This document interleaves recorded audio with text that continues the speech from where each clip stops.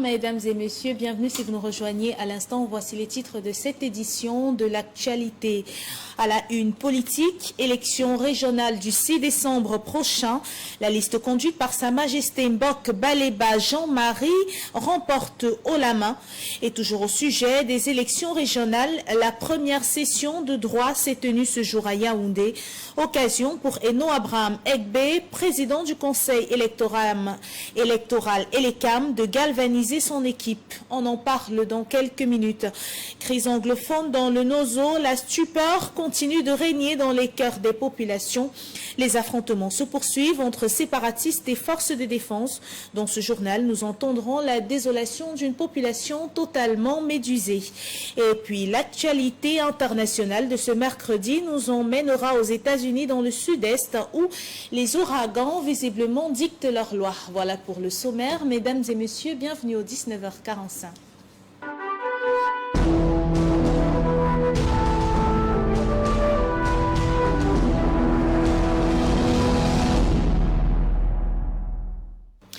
Ouvrons cette édition en politique élection régionale. Le département de la Sanaga-Maritime connaît désormais ses 5 chefs de commandement traditionnels. La liste conduite par Sa Majesté Mbok Balema Jean-Marie a remporté haut la main avec 72 voix valablement exprimées contre 59 voix pour son challenger. Pour le sous-préfet de la Sanaga-Maritime, c'est une liste suffisamment représentative. Plus de détails avec Jean-Germain Yetna et Blestonier. Faute de consensus pour une liste de 5 chefs devant représenter le commandement traditionnel de la Sanaga-Maritime le 6 décembre prochain lors des élections régionales et après rejet de certaines listes, parmi lesquelles celle conduite par Sa Majesté Don William, chef de premier degré du canton Adié, pour non-respect des consignes. Les 2 autres listes validées passent aux élections. Je suis contre-maître de génie civil.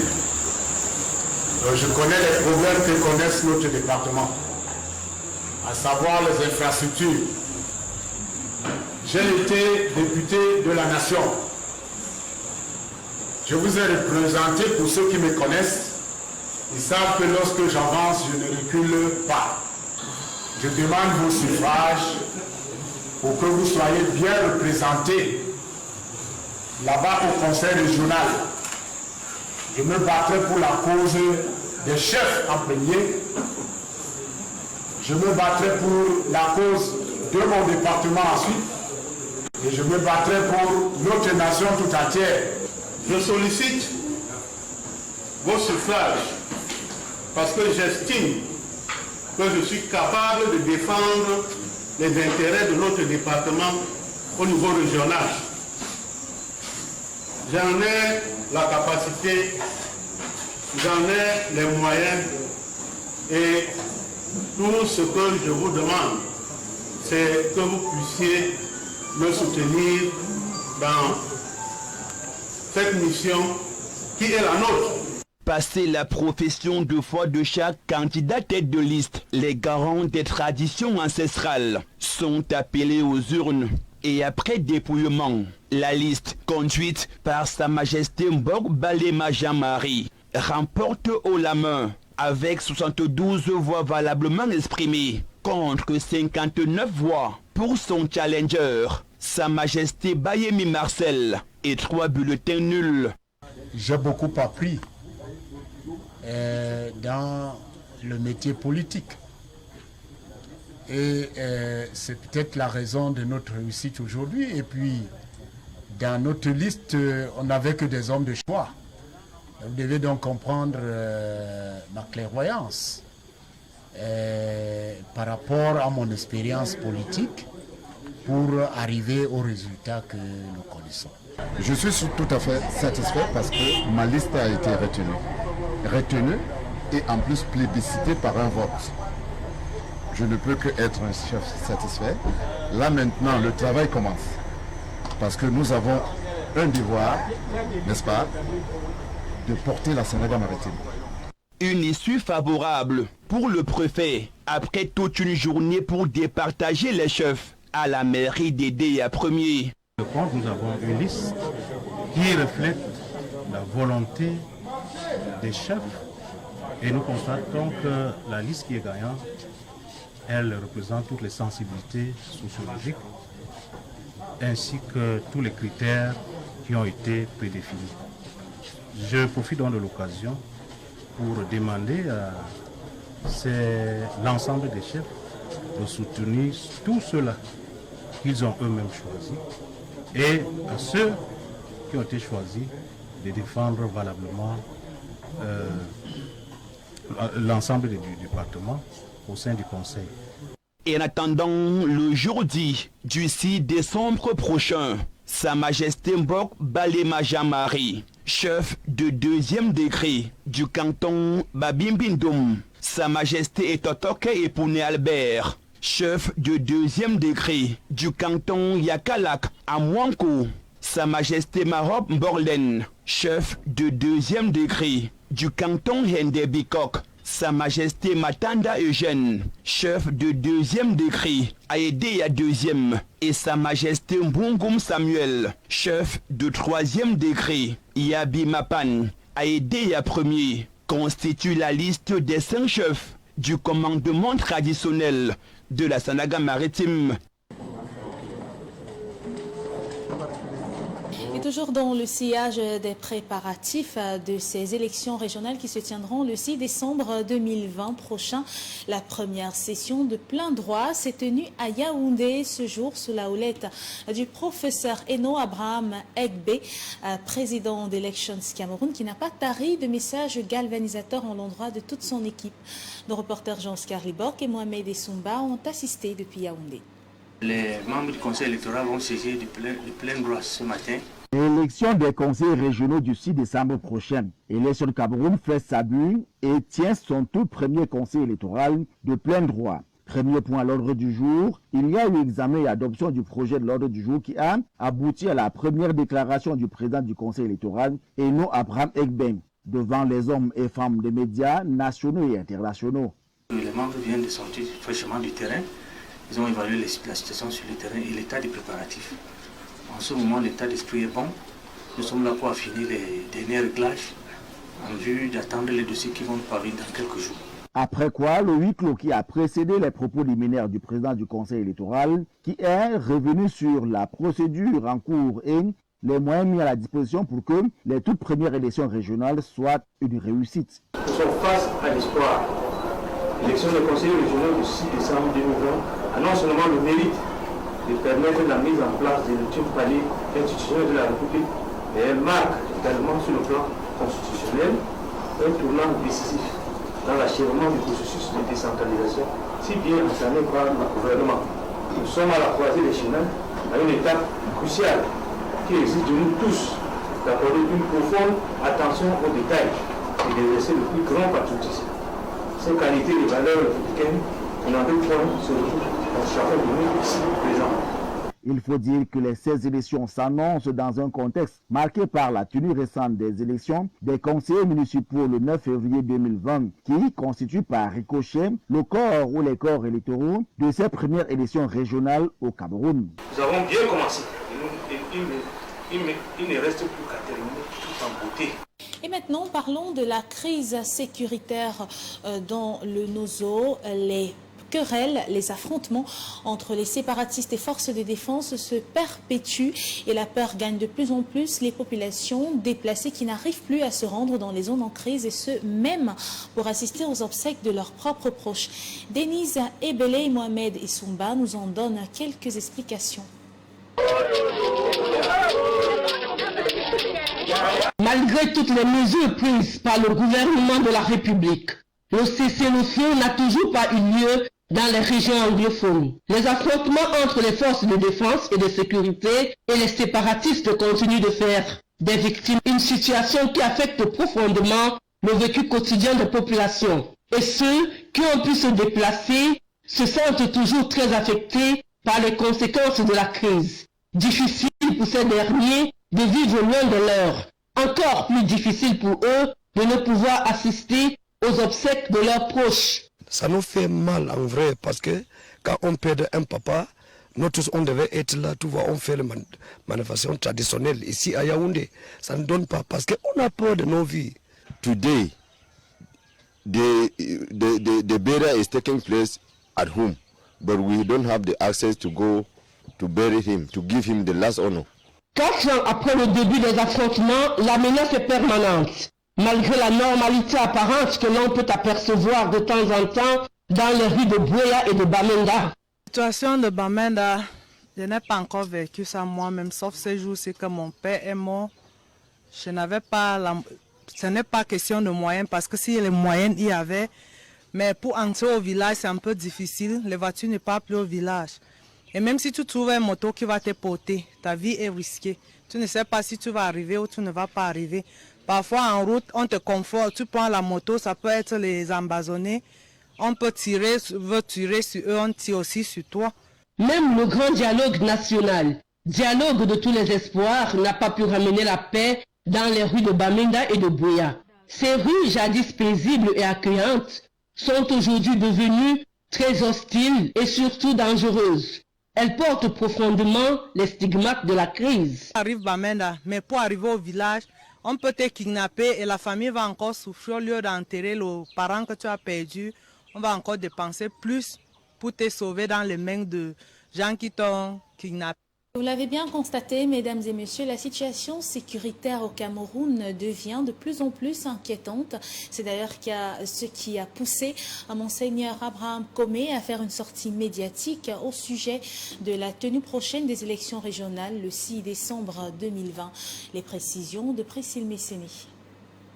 Depuis l'annonce des élections régionales le 6 décembre 2020 par le président de la République, des voix s'élèvent pour s'indigner quant à la tenue de ces élections sur l'ensemble du triangle national. Et à l'approche de ces élections régionales au Cameroun, un évêque catholique de ce pays d'Afrique centrale a fait part de ses inquiétudes quant à la tension croissante entre les partis politiques dans un chaos rampant attribué à l'état des choses à la faiblesse des structures gouvernementales. Monseigneur Abraham Comé a fait une sortie où il mettait en évidence ses inquiétudes quant au bon déroulement de ces élections. Ces derniers temps, ces stratégies ont pris chez nous une tournure qualifiée de décisive. Il est demandé aux populations qui le jugent pertinent de descendre dans la rue pour y arracher un changement de cap. Fin de citation. Ces propos sont de Monseigneur Comé, qui est également président de la conférence épiscopale nationale du Cameroun. Il revient sur l'atmosphère politique tendue qui règne au Cameroun depuis l'annonce des premières élections régionales prévues le 6 décembre par le président de la République, Paul Biya. Des élections régionales au Cameroun qui sont prévues par la Constitution de 1996 mais n'ont jamais eu lieu. Le scrutin prévu sera un scrutin indirect au cours duquel les collèges électoraux choisiront 90 conseillers régionaux au pouvoir limité, dont 20 représentants des chefferies traditionnelles. Une situation qui inquiète Monseigneur Abraham Comé après l'appel de certains partis d'opposition au Cameroun à se mobiliser pour une manifestation le 22 septembre prochain. Occasion pour Monseigneur Comé de revenir sur ces différentes protestations qui ont été appelées par l'opposition et des mises en garde par le gouvernement camerounais pour que les élections régionales se tiennent dans le calme. Il tient lieu de préciser que ces élections régionales faciliteront l'accélération du processus de décentralisation et une mise en garde contre toute tentative des leaders de l'opposition de perturber les sondages de décembre a été énoncée par le porte-parole du gouvernement, René Emmanuel Sadi. Dans sa déclaration de ce 14 septembre 2020, Monseigneur Comé souligne que le refus jusqu'à ce jour de donner au Cameroun un processus électoral plus à même de porter aux responsabilités ceux qui ont le plus grand nombre auraient librement choisi apparaît comme un stratagème au service de cette pérennisation aux fruits amers pour le grand nombre de citoyens. Il s'interroge sur la perte d'humanité de certains responsables politiques. À la fin de sa déclaration, le pays sera solide s'il se construit principalement par le moyen d'une éducation conséquente que chaque parent, qu'il soit biologique ou sociologique, peut efficacement donner au moment le plus opportun aux enfants placés sous son autorité. Pour ces derniers, la sécurité des populations se trouve dans les mains de l'État qui doit établir un climat de paix sur l'ensemble du triangle national. Et toujours dans l'optique d'assurer la paix, la sécurité et l'intégrité du territoire national, le ministre de la Communication, porte-parole du gouvernement, René Emmanuel Sadi, a effectué une sortie médiatique durant laquelle il est revenu sur cette éventuelle marche de protestation des leaders du mouvement pour la renaissance du Cameroun prévue pour le 22 septembre prochain en l'encontre de l'organisation des prochaines élections électorales, des prochaines élections régionales du 6 décembre 2020 prochain. Suivant le compte rendu de Priscille Messéné une fois de plus. Après le ministre de l'administration territoriale, c'est au tour du ministre de la Communication de dénoncer la manifestation du mouvement pour la renaissance du Cameroun annoncée le 22 septembre 2020. Dans un communiqué publié ce 15 septembre, René Emmanuel Sadi brandit des menaces aux personnes qui s'associeront à ce projet. Il réitère l'interdiction de la manifestation annoncée par le mouvement pour la renaissance du Cameroun le 22 septembre prochain. Le gouvernement de la République tient à rappeler qu'aucune manifestation ne saurait être considérée comme pacifique lorsque le but déclaré en est le lancement d'un mouvement insurrectionnel et le renversement d'institutions républicaines démocratiquement élues. Fin de citation. Aux personnes qui prendront part à la dite manifestation, René Emmanuel Sadi, ministre de la Communication et porte-parole du gouvernement, revient. Tous ceux qui s'associeront à un tel projet devront s'attendre à en répondre devant les instances judiciaires compétentes. Les forces de sécurité prendront à cet égard toutes les mesures nécessaires pour assurer fermement le maintien de l'ordre public et de la paix sociale ce jour dans les 10 régions du Cameroun. Des manifestations qui sont annoncées pour contester le déroulement des élections régionales prochaines le 6 décembre 2020, tel que l'a annoncé le président de la République Paul Biya. Certains partis politiques tels que le MRC et le SDF se disent prêts pour cette journée du 22 septembre à travers le triangle national, alors que les autorités administratives ont interdit toute marche pacifique ces 10 jours au Cameroun. Et puis, parlons de toute autre chose à présent et intéressons-nous au transport public, puisque d'ailleurs, la communauté internationale célèbre ce 16 septembre 2020 comme à l'accoutumée la journée mondiale des transports publics, à une occasion de revenir sur l'importance des transports publics, l'objectif de cette journée et surtout l'analyse du thème retenu pour cette édition qui est des transports publics utilisés non polluants. Reportage. La Journée mondiale des transports publics a été lancée en 2007. Approuvée par l'Organisation des Nations Unies, elle s'inscrit dans le cadre de la Semaine de la mobilité. Elle jouit de l'appui du ministère du Développement durable également. Cette célébration est destinée à sensibiliser le grand public sur le bon emploi des transports publics dans leurs déplacements quotidiens et promouvoir les transports en commun. En effet, les systèmes de transport public apportent de nombreux avantages aux individus lambda, aux communautés et à l'économie locale. Mais trop souvent, ces derniers n'attirent pas l'attention qu'ils méritent. Car, même si l'attention des médias est tout le temps portée sur les reportages en rapport avec les véhicules autonomes, les lancements des derniers modèles de voitures, les services de transport public continuent à être efficaces et rentables. Les transports publics contribuent à la fois à la santé économique et physique des individus et apportent des avantages financiers aux communautés. Ils créent non seulement des emplois dans l'industrie, mais aussi constituent des éléments dans un écosystème commercial sain et augmentent les possibilités de mobilité pour les travailleurs et les clients. D'où la thématique retenue pour cette année 2020, utiliser des transports publics non polluants. Et alors que le Cameroun, quant à lui, célèbre cette journée mondiale des transports publics sans tambour ni trompette, l'occasion nous a été donnée cet après-midi de nous demander quel type de transports en commun sont offerts par le Cameroun dans les campagnes et les grandes métropoles. Tentative de réponse dans ce reportage qui porte la signature de Frédéric Moutomé. Le transport public, quel qu'il soit, joue un rôle important dans le déplacement des populations à l'intérieur des villes, mais également en dehors, et impose de nouvelles exigences économiques. Au Cameroun, l'on retrouve plusieurs types de transports, notamment urbains et interurbains. Dans les villes, par exemple, le moyen le plus utilisé par les populations est le taxi, véhicule de couleur jaune. Quand on n'a pas d'autres moyens, c'est-à-dire le taxi qui se présente devant vous, le prenez, même si c'est dans ce petit état. À ce moyen de transport vient se greffer aujourd'hui les mototaxis aux conducteurs d'engins à 2 roues à titre onéreux. Donc je fais la moto maintenant aujourd'hui parce que j'ai envie d'avoir une petite chose pour pour mieux vivre, donc pour avoir un peu quelque chose à manger, quoi. Oui, et garder quelque chose en cas. Et comme les travaux, tu pars dans un chantier, tu demandes le travail. Les messieurs te disent qu'il n'y a pas de travail. Ça aide beaucoup de jeunes qui sont sans emploi, qui sont assez actifs dans la vie. Donc dans ce sens, la moto a contribué à aider beaucoup de jeunes et diminuer le taux de chômage au Cameroun. Mais aussi les transporteurs clandestins, encore appelés cargos, qui opèrent principalement dans les grandes métropoles, mais également dans l'arrière-pays.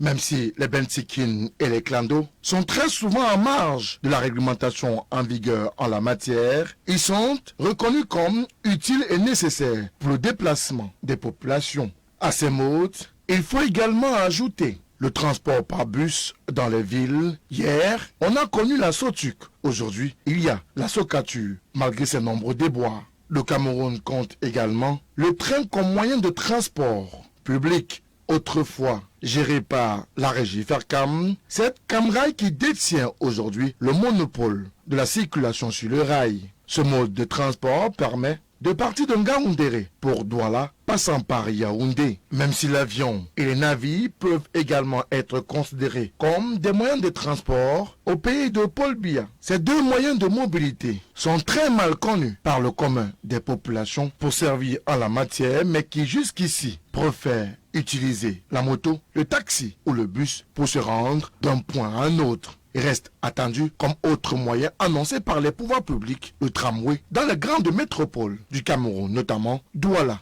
et Yaoundé.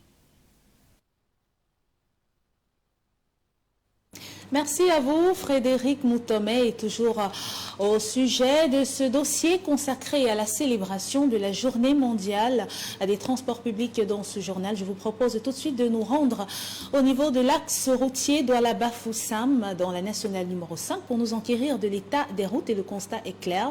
C'est une route en état de dégradation avancée qui d'ailleurs sont à l'origine de plusieurs accidents de la route. C'est ce qu'ont constaté nos reporters Jean-Germain Yetna et Château-Valom M.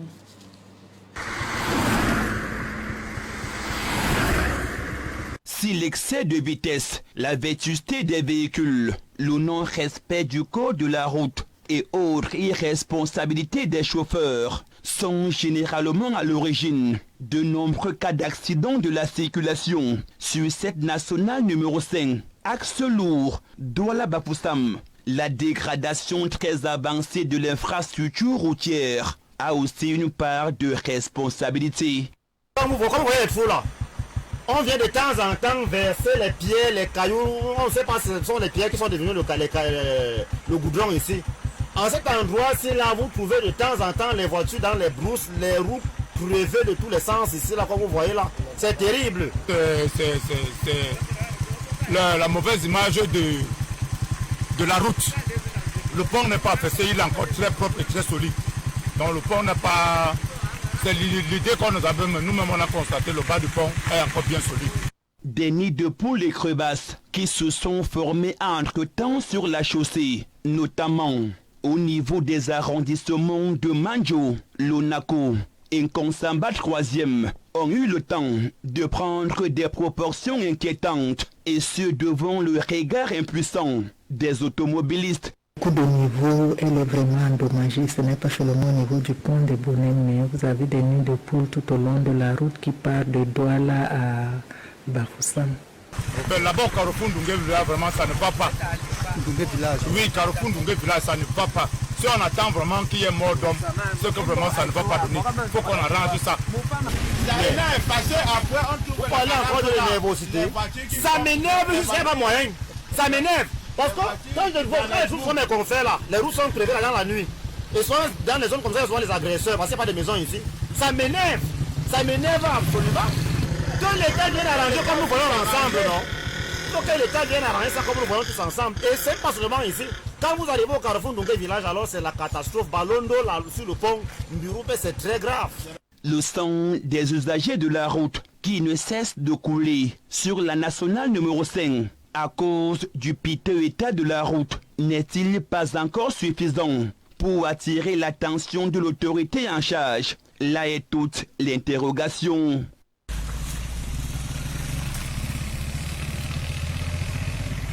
Et une autre journée était également à l'honneur ce 16 septembre 2020. C'est la journée mondiale de l'ozone sous le thème « L'ozone pour la vie ». Mais pourquoi cette thématique? L'ozone, une membrane stratosphérique qui permet de protéger la Terre du rayonnement ultraviolet. Les fustiles obstétricales de cette journée dans ce reportage que signe Jean-Marie Onambeli.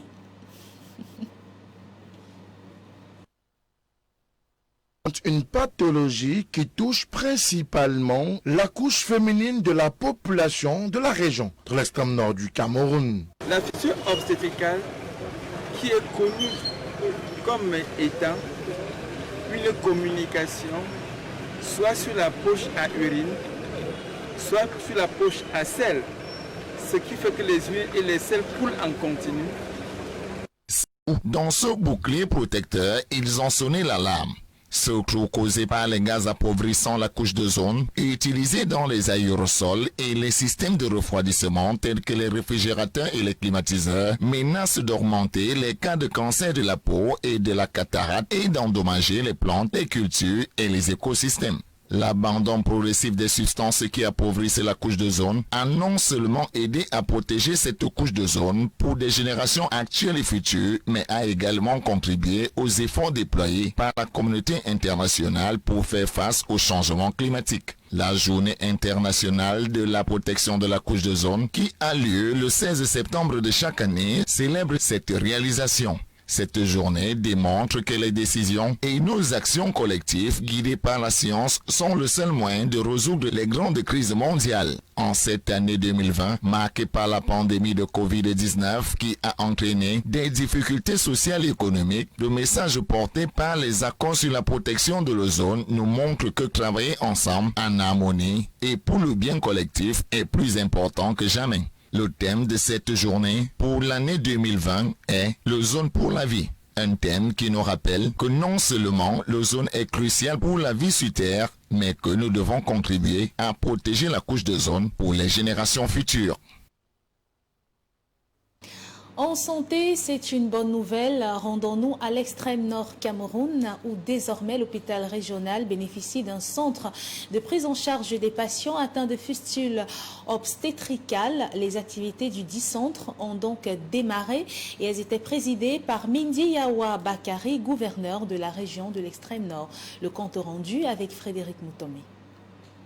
Les fustiles obstétricales sont une pathologie qui touche principalement la couche féminine de la population de la région, de l'extrême nord du Cameroun. La fissure obstétricale, qui est connue comme étant une communication soit sur la poche à urine, soit sur la poche à sel, ce qui fait que les huiles et les sels coulent en continu, est une complication de l'accouchement. Aujourd'hui, on estime qu'il y a au moins 20 000 femmes qui souffrent d'une fistule obstétricale dans le Cameroun. Et lorsqu'on se réfère maintenant à notre région septentrionale, il faut se dire qu'elles sont au moins 3 000 disséminés dans la région de l'extrême nord et qui souffrent d'une fistule obstétricale qui attend à être opérée. Avec un taux de prévalence de cette maladie, soit plus de 300 cas enregistrés à date, cette pathologie touche principalement les femmes dont l'âge varie entre 14 et 24 ans. Ces dernières, en souffrance, à raison des fustules obstétricales, ne manquent pas de se mettre volontairement en marge de la société, et ce, pour plusieurs raisons. Parce qu'une femme qui a les huiles et les sels qui coulent en continu, et comme les gens ont des préjugés, on a tendance à les marginaliser, à les répudier. Une fois sur 3, elles nous disent qu'elles se cachent. Une femme sur 10 nous dit qu'elle a pensé à se ôter la vie, c'est-à-dire à se suicider comme la solution au problème de fistule. Face à cette situation, l'hôpital régional de Marois, pour répondre efficacement à ces femmes souffrantes de fistule obstétricale, a donc opté pour la mise en route du centre de prise en charge en routine des fistules obstétricales de l'hôpital régional de Marois. Une opportunité comme celle-ci, à Marois, ça vient comme une solution à un problème qui n'est pas seulement médical, qui est un problème de société, qui est un problème de développement d'une manière générale. Une aubaine, un rêve devenu réalité, qui a d'ailleurs officiellement été lancé par Mehdi Awa Bakari, le gouverneur de la région de l'extrême nord du Cameroun, qui a procédé à la visite des installations. À l'analyse de la situation, nous nous rendons compte que nous avons sur place un expert pour la réparation chirurgicale des fistules. Vous avez localement l'expertise, les patientes sont là. Nous avons dit pourquoi ne pas réduire la souffrance de ces femmes en mettant en place une organisation qui permette la prise en charge quotidienne. Et c'est pourquoi je dis aujourd'hui, voilà que le rêve devient une réalité. Le centre est effectivement ouvert et les femmes peuvent venir à tout moment se faire consulter et se faire opérer. Désormais, plus question d'attendre les campagnes de réparation pour trouver la guérison avec l'ouverture officielle de ce centre dans lequel une dizaine de femmes venant de diverses localités de la région et même hors du pays ont bénéficié d'une prise en charge en routine de leur fistule obstétricale.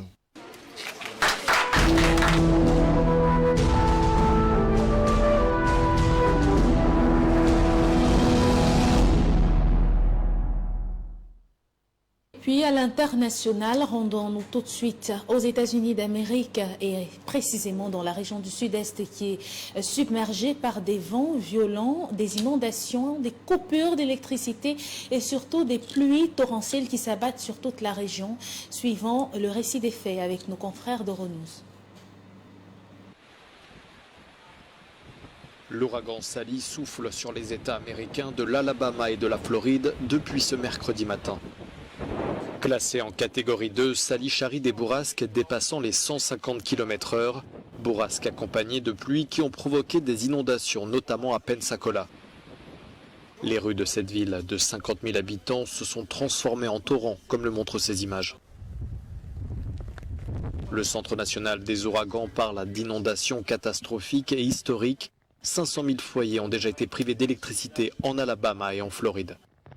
Des alertes aux tornades ont également été émises. La tempête devrait s'affaiblir dans la journée et la nuit à mesure qu'elle avance dans les terres.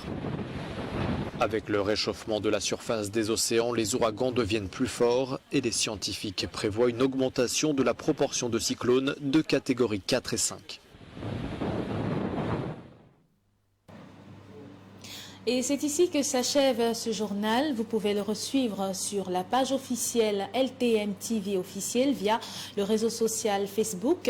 Nous vous donnons rendez-vous tout à l'heure à 21 h dans le cadre du programme Tout au clair. Ce sera une présentation de Frédéric Moutomet et l'émission sera diffusée simultanément sur la page officielle. Bonne soirée à tous sur votre chaîne. Au revoir.